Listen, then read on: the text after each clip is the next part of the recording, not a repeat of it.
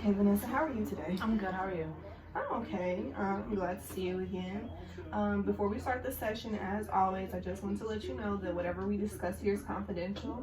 I won't share with anyone outside of this room unless I get, the inkling that you will harm yourself or someone else.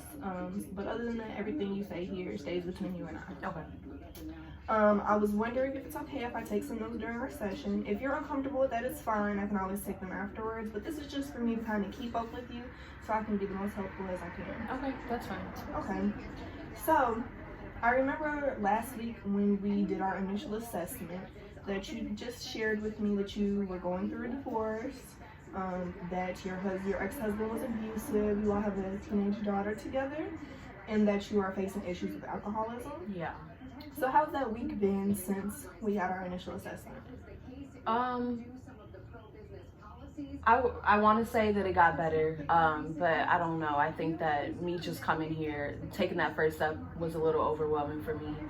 So going back home and trying to change my life from just one session was really hard for me. But I think that, I took a step in the right direction so thus far. But yeah, I'm still struggling with a lot.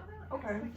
What is one thing that you feel like you're struggling with the most right now? I would just say my alcohol intake. I think that that's been a main factor in everything going on in my life, whether that's how I'm dealing with my divorce, my relationship with my daughter, my relationship with my family, coworkers, etc.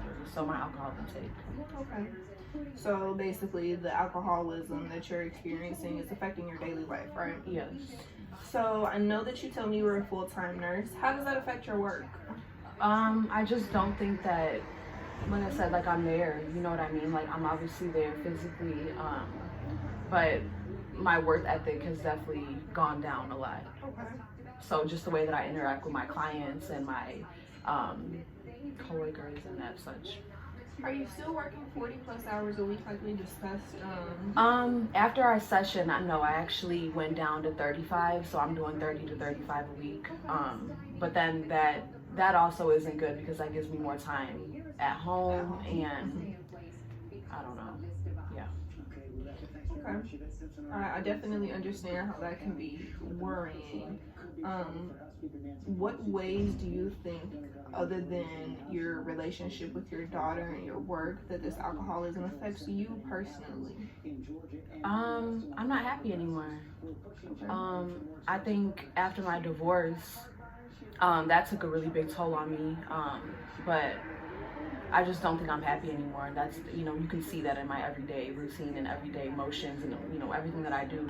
Sometimes I can't even get out of bed and, I'll have a drink. My drinks are just right next to me. So whether that's having a drink before bed or waking up in the morning, Okay. but I'm just not happy. So you feel like alcohol takes away your joy eventually? I mean, it's, for the time being, in that moment, the alcohol, it definitely helps me, but then when I wake up in the morning or, a few hours pass, I just feel like it was a waste. Like I just wasted 45 to an hour of my life drinking, but it definitely takes the pain away for the time being. Okay. Do you find that you have any other hobbies that you think may take away that feeling or kind of give you distraction outside of work? I cook a lot. So I cook a lot for me and my daughter. She definitely depends on me in that aspect. I love working out.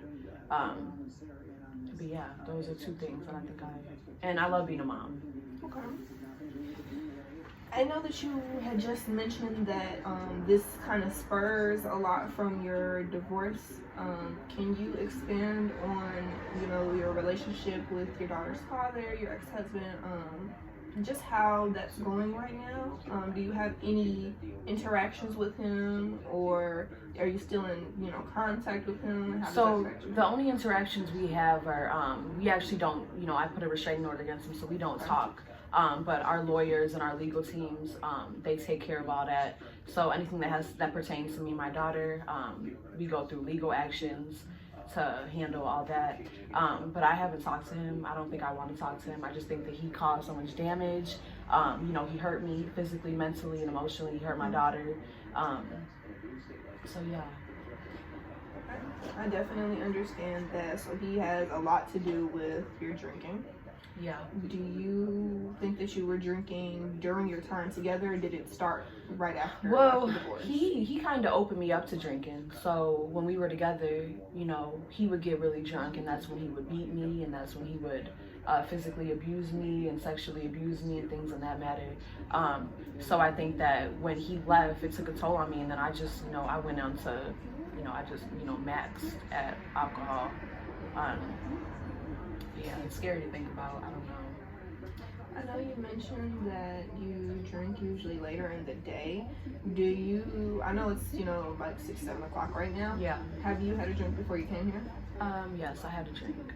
Okay. I was very antsy to come here and just, you know, opening up to you about all of this. I'm nervous, even talking to you right now. But, yeah, I did have a drink. So I just want to let you know that, you know, I understand it's difficult being here. You have no need to be nervous. I'm not judging you in any way. All my questions are really just to help you in the end of the day. So resources for you. I believe that we can look into finding you an Alcoholics Anonymous, because I believe that that group and that time will really give you some time away from home. It'll help reroute some of that stress, give you a little more experience with other people who are going through the things that you're going through. And we can start there and just see how that works. And then also maybe let's look into doing like a cooking class or something that brings you joy. So my lesson for you, or my homework for you for your next time, is to look into like a cooking class or something of the sort that you can join. Okay. And then I'm going to compile a list of Alcoholics Anonymous meetings that are close to you in your proximity, or around your job, so you'll be able to get there easily. And you know, we'll just go from there. Okay. That sounds very good. Is there anything else that you wanted to let me know today before, you know, we get out of here? No, that's it. Thank you.